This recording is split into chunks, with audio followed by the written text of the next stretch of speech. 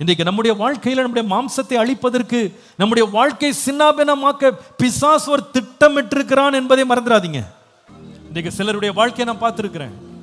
நல்லா படிச்சுட்டு வந்தாங்க, ஆனா அந்த வேலை கிடைக்கணுன்ற நேரத்தில் அந்த படிப்பு கேட்டது கிடைக்காது. அங்க ஒரு தடை இருக்கிறத அங்க ஒருத்த உட்காந்துருப்பான், எந்த அப்ளிகேஷனை கொடுத்தாலும் முன்னால போட மாட்டான், அப்படியே தடுப்பான். பாருங்க, நம்முடைய பிள்ளைகள் வாழ முடியாதபடி, வளர முடியாதபடி, செழிக்க முடியாதபடி, நல்ல நிலையில் இருக்கிறவங்க மேல பொறாமை எரிச்சலை அனுப்பி அவங்கள மேல இருந்து கீழே இழுத்து போடுறது, அவங்கள வேலையை விட்டு தூக்குறது, அவங்கள நாசம் பண்றது, அவங்கள கண்ணீரால நிறைய வைக்கிறது, வேதனையினால் நிறைய வைக்கிறது. இது யாருடைய கிரியைனா, திருடன் திருடவும் அழிக்கவும் கொல்லவும் வருகிறானே அன்றி வேறு ஒன்றுக்கும் வரா. பிசாசானவன் சிந்தனை அல்லது மனதிற்கு விரோதமாக அவன் செயல்படுகிறான். சிந்தனை ஆக்கிரமிப்பது, சிந்தனையை மேற்கொள்வது, சிந்தனையை முழுவதுமாய் தன்னுடைய கட்டுப்பாட்டுக்குள்ளே கொண்டு வருவது, இந்த கிரியைகளை செய்கிறவன் பிசாசானவன். ஒரு அலக்களிப்பை உண்டாக்குவான். மைண்ட்ல வந்து ஒரு அலக்களிப்பு. நிறைய பேருக்கு இந்த மைண்ட்ல ஒரு அலக்களிப்பு இருக்கு. மைண்ட்ல ஒரு இடத்துல நிம்மதியா உட்கார முடியாது, நிம்மதியா தூங்க முடியாது, நிம்மதியா சாப்பிட முடியாது, நிம்மதியா சிந்திக்க முடியாது, விடுதலையாக நார்மலா சிந்திக்க முடியாது. மைண்டை வந்து பல விதங்கள்ல குழப்புவான். சில பேருடைய லைஃப்ல நான் பார்த்திருக்கேன், அவங்க ரொம்ப போராடுற ஒரு பிரச்சனை வந்து டிப்ரெஷன். சின்ன பிரச்சனை தாங்க, ஒரு 10 பைசா விஷயம் இருக்கும், ஆனா அதுக்கு மன அழுத்தத்துக்குள்ள போயிடுவாங்க, அப்படியே ஒரு இருளுக்குள்ள போயிடுவாங்க. அந்த டிப்ரெஷனுக்குள்ள போனவங்களுக்கு என்ன அடுத்த எண்ணம் வரும்னா, நீ எதுக்கு உயிர் வாழ்ற, நீ வாழ்ந்த ஒரு பிரயோஜனம் இல்லை, நீ நல்லவன் இல்லை, நீ பிரயோஜனமானவன் இல்லை, நீ உன்னையே என்ன பண்ணிரு, கொண்டு போட்டுரு. ஏன்னா அவன் கொல்ற அஜெண்டா இது ஒரு அஜெண்டா. முதலாவது சரீரத்தை நேரடியா வந்து குத்தி கொல்லணும்னு பார்ப்பான், ஒரு ஆக்சிடென்ட்ல அல்லது ஒரு விதமான ஒரு கொலை வெறியில வந்து, அல்லது ஒரு விதமாக சரீரத்தில் வந்து பல விதமான வியாதிகளை கொடுத்து முடக்கி வைக்கிறது, பொருளாதார ரீதியாக அவங்களை எழும்ப விடாம பண்றது, இதெல்லாம் அவன் பண்ற முதல் வேலை. ஆனா இதுல அவனுக்கு வேலை செய்ய முடியல அப்படின்னா அடுத்தது எங்க போவான்னு சொன்னா மைண்ட்ல வேலை செய்யும். ஏன்னா ஒருவனுடைய இருதயத்தின் நினைவு எப்படியோ அப்படியே அவன் இருக்கிறான் இயேசு சொன்னார். மைண்டை மட்டும் அவன் திருப்பிட்டானா தான் பக்கம், அவ்வளவுதான், மொத்த பாடியுமே என்ன ஆயிடும், அப்படியே ஸ்டக் ஆயிடும் இல்லையா. ஒரு பெரிய வண்டி நீங்க பல லட்சத்துக்கு வாங்கலாம், ஆனா அதோட இன்ஜின் ஃபெயில் ஆச்சுன்னா அந்த வண்டி அதே இடத்துல நின்றும் பாருங்க, ஒரு அடி நகராது. ஆள் நல்ல திடகாத்திரமா இருப்பாங்க, பெரிய ஆளா இருப்பாங்க, நல்லா படிச்சிருப்பாங்க, ஆள் நல்லா பார்க்க நல்லதா இருப்பாங்க, இளமையா இருப்பாங்க, சரீரத்தில் ஒரு பிரச்சனை இருக்காது, உடம்புல எந்த ப்ராப்ளம் கிடையாது, எந்த வியாதி கிடையாது. போய் நீங்க டெஸ்ட் பண்ணீங்கன்னா தலையிலேருந்து கால் வரைக்கும் நீங்க எக்ஸ்ரே எடுங்க, நீங்க வந்து சிடி ஸ்கேன் எடுங்க, நீங்க எம்ஆர்ஐ எடுங்க, நீங்க பிளட் டெஸ்ட் கொடுங்க, எல்லாம் எடுத்து பார்த்தா ரிசல்ட் என்ன வரும்னா நெகட்டிவ்னு வரும். டாக்டர் சொல்லுவாரு என்னன்னே தெரியலங்க, எல்லாமே நல்லா இருக்கு. சில பேர் சொல்றது கேட்டுக்கேன், கல்யாணத்துல தொடர்ந்து கல்யாண வாழ்க்கையில் ஈடுபட பிடிக்கல, என்னோட தொடர்ந்து குடும்பம் நடத்த பிடிக்கல. இதெல்லாம் என்னன்னு சொன்னா சரீரத்தில் ஒரு பிரச்சனை கிடையாது, பொருளாதாரத்தில் பிரச்சனை கிடையாது. பணம் எல்லாம் நிறைய பேருக்கு நல்லா வச்சிருப்பாங்க, ஆனா குடும்பம் நடத்த மாட்டேன்னுவாங்க, தொடர்ந்து படிக்க போக மாட்டேன்னுவாங்க, தொடர்ந்து வேலைக்கு போக மாட்டேன்னுவாங்க. அவன் எங்க பிடிச்சிட்டான்னு கேட்டா மைண்டை பிடிச்சிட்டான். ஒருவனுடைய மனத எண்ணங்களை அவன் சிறை பிடிச்சிட்டான் அப்படின்னா அவங்கள ஒரு இன்ச்சு நகர விட மாட்டான். எத்தனை பேர் பிடிக்கப்பட்டவங்க உட்காந்துருக்காங்க தெரியுமா? இந்த உலகத்துல மைண்ட்ல பாதிக்கப்பட்டவங்க நிறைய பேர் இருக்காங்க. சில பேருடைய லைஃப்ல வந்து அவங்க மைண்ட்ல வந்து எதிர வச்சு பிடிச்சிருப்பான்னா ஒரு ஒரு ஒரு தவறான பழக்கத்தை வச்சு ஒருத்தனை அப்படியே பிடிச்சு வச்சிருப்பான். கொஞ்சம் யோசிச்சு பாருங்களேன், 6 அடி மனுஷங்க ஒரு 3 இன்ச்சு சிகரெட்டுக்கு அடிமையா இருக்கான் பாத்தீங்களா? என்னோட தகப்பனார் சொல்றதை நான் கேட்டிருக்கேன். சில வேளையில விரக்தி ரொம்ப அதிகமாயிடுச்சுன்னா, ரொம்ப வேதனை அதிகமாயிடுச்சுன்னா, கவலை அதிகமாயிடுச்சுன்னா ஒரு நாளைக்கு 100 சிகரெட் வரைக்கும் பிடிச்சாராம். சிகரெட் இல்லாம வாழவே முடியாது, ஒன்ன மாத்தி பிடிச்சிக்கிட்டே இருப்பேன். ஒரு முறை அவங்க சொன்னது எனக்கு ஞாபகம் இருக்கு. பாம்பேல இருந்து சென்னைக்கு வந்து ட்ரெயின்ல வந்துட்டு இருந்தாங்களாம். வந்துட்டு இருக்கும் போது, இது ரட்சிக்கப்படுறதுக்கு முன்னால 21 வயசுல சென்னைக்கு வரும்போது எதிரில் ஒருத்த உட்காந்து இருந்தானா. அவன் வந்து அப்பப்போ அவன் வந்து ஒரு சிகரெட் எடுத்து குடிச்சிட்டு இருந்தானா. எங்க அப்பா ஏற்கனவே ஒரு நல்ல ஸ்மோக்கரா இருந்தாங்க, நல்ல சிகரெட் அந்த ஊதுற பழக்கம் அவங்களுக்கு இருந்தது. இவன் எடுத்து குடிச்ச உடனே எங்க அப்பா எடுத்தாரான்.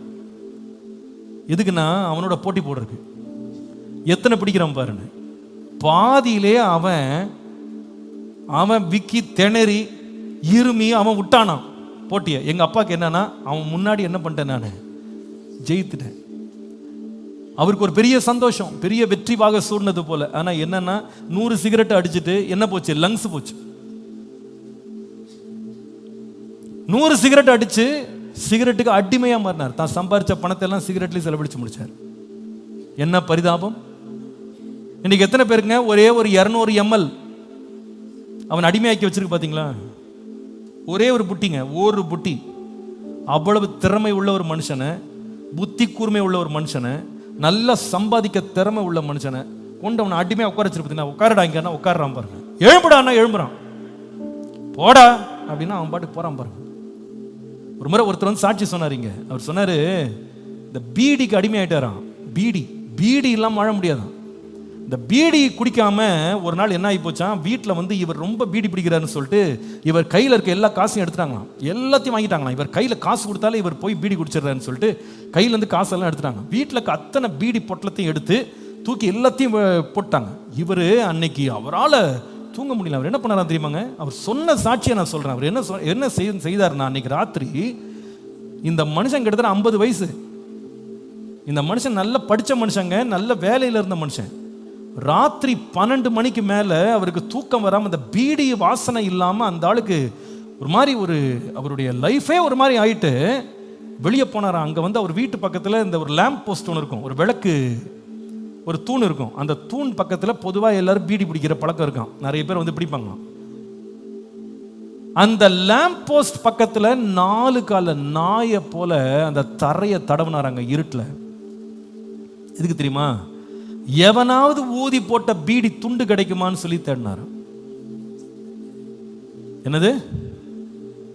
எவனாவது ஊதி போட்ட ஒரு பீடி துண்டு கிடைக்குமா அப்படின்னு ரோட்லங்க தரையை தடவிட்டு இருந்தாராம். ஒரு நாயை போல மனுஷனை மாத்திருச்சு பார்த்தீங்களா? இதுதான் பிசாசனுடைய கிரியா. அவன் மைண்டை வந்து இது நீ பிடிக்கலைன்னா நீ வாழ முடியாதுன்னு விட்டுருவான். அவ்வளோதான். தனக்கு இருக்கிற சொத்து, தனக்கு இருக்கிற பணம், தனக்கு இருக்கிற கௌரவம் அத்தனை நாசமாக்குவான். இன்னைக்கு எத்தனை பேர் இந்த செல்ஃபோனுக்கு அடிமையாக இருக்காங்க தெரியுமா? செல்ஃபோன், அந்த சின்ன ஒரு ஸ்க்ரீன் எத்தனை பேரை எவ்வளோ பெரிய துன்மார்க்கத்தை கொண்டு போயிடுச்சு தெரியுமா?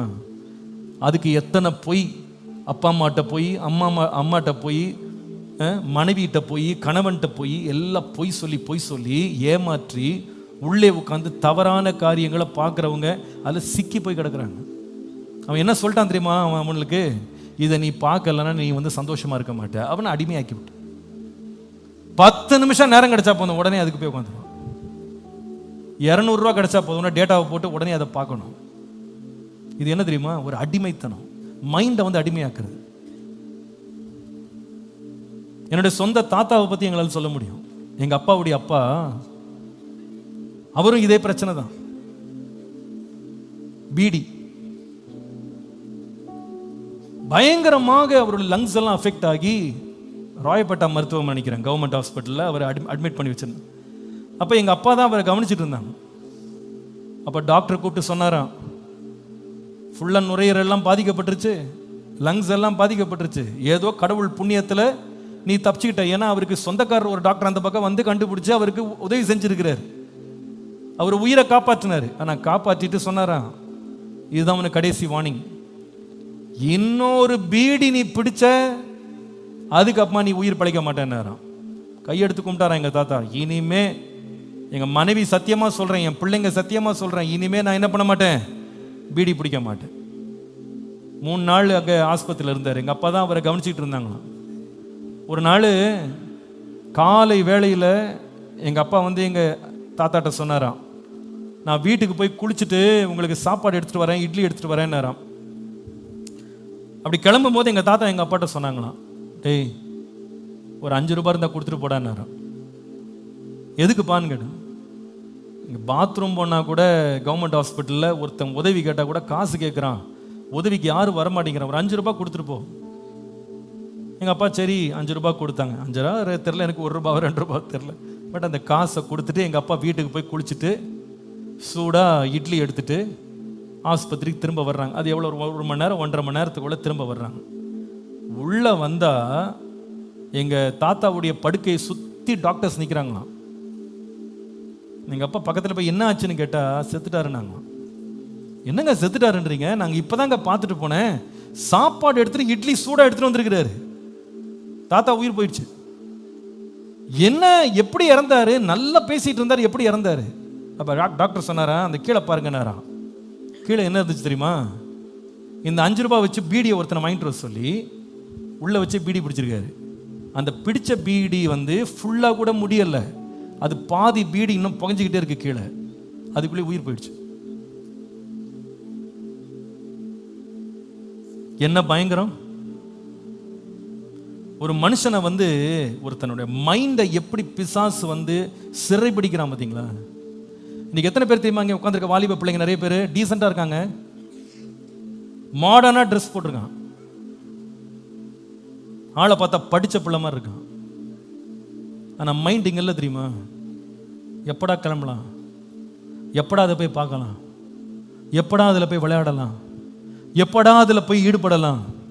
மைண்டை கொக்கி போட்டாங்க, கொக்கி போட்டு வச்சிருக்கான். ஒரு அடிமை மாதிரி நாய் மாதிரி தூக்கி இழுத்துட்டு போகிறான். ஏய் உட்காரடான்றான், உட்காடுறான். சர்ச்சில் உட்காந்துட்டே இருக்காங்க. டேய் எழும்புடா, போதுண்டா, எழும்புடா, வீட்டுக்கு போடா. எழுந்து போகிறாங்க, எழுந்து போகிறான். அந்த பிள்ளைய பார்த்து சொல்கிறான், ஏய் என்ன இப்படி பார்த்துருக்க, அப்படி திரும்பி பாருன்றான். திரும்புறான். என்ன இப்படியே உட்காந்துருக்க, இதை செய்கிறான். ஏன் தெரியுமா? மைண்டை என்ன பண்ணுறான், தன்னோட ஃபுல் கண்ட்ரோலில் கொண்டு வரும். அன்றைக்கி இயேசு சொல்கிறாரு பேதுருவை பார்த்து, சொலகளை போட்டு புடைக்கிற மாதிரி புடைக்கிறக்கிட்ட உத்தரவு கேட்டுக்கொண்டான். நான் வந்து உன் விசுவாசம் ஒளிஞ்சு போகக்கூடாது உனக்கு ஜோம் பண்ணேன்னு சொன்னார். 2 துருவங்களை பாருங்க. ஒருத்தன் என்ன செய்கிறான்னா பொடிச்சு இவனை வந்து ஒன்றும் இல்லாமல் நாசமாகணும். ஒரு இடத்துல அவனை நிலையை உட்கார விடக்கூடாது, இவனை அல்லல் பட வைக்கணும், ஆஸ்பத்திரியும் கையுமா உட்கார வைக்கணும், வீடும் வேலையும் ஒரு இடத்துல நிலை கிடையாது, அப்படியே இங்கே அங்கேயே பைத்தியக்காரனை போல அலைய வைக்கணும். அதான் அந்த சொலகளை போட்டு புடைக்கிறது. ஒரு இடத்துல மைண்ட் வந்து கான்ஸ்டன்டாக இருக்காது, அதில் அப்படி ஒரு டர்மாயில் ஒரு டார்மெண்ட்டை கொடுக்கறது. நிம்மதியாக தூங்க விடுறது கிடையாது. ராத்திரி 2 மணிக்கு உடம்பு சொல்லணும், டேய் தூங்குன்னும். ஆனால் மனசு சொல்ல, இன்னும் ஒன்னே ஒன்று பார்த்துடுறேன், நான் ஒன்னே ஒன்று பார்த்துட்டு வந்துடுறேன். காலில் எழுந்து பாருங்க, கண்ணெல்லாம் கோவப்பழ மாதிரி இருக்கும். படிக்க முடியாது, வேலைக்கு போக முடியாது, வீட்டை கவனிக்க முடியாது, யாருக்கும் நன்மை செய்ய முடியாது, பைத்தியம் போல சுத்திட்டு இருப்பான். இது யாருடைய கிரியை தெரியுமா? பிசாசின் கிரியை. ஆனால் இவன் சொலகளை போட்டு புடைச்சு ஒருத்தனை ஒன்றுமில்லாம ஆக்கணும், நாசமாக்கணும் அஜெண்டா வச்சிருக்கும் போது இயேசு என்ன சொன்னார்னா, உன் விசுவாசம் ஒளிந்து போகாதபடி உனக்காக நான் என்ன செய்தேன், வேண்டிக் கொண்டேன். பிரியமானவர்களே, பிசாசின் கிரியைகளை அழிப்பதற்கு தேவகுமாரன் வெளிப்பட்டா. தம்பி தங்கச்சி, சகோதரனே சகோதரியே, தகப்பனே தாயே, உன் மனதை வந்து போட்டு புடைக்கிறானா?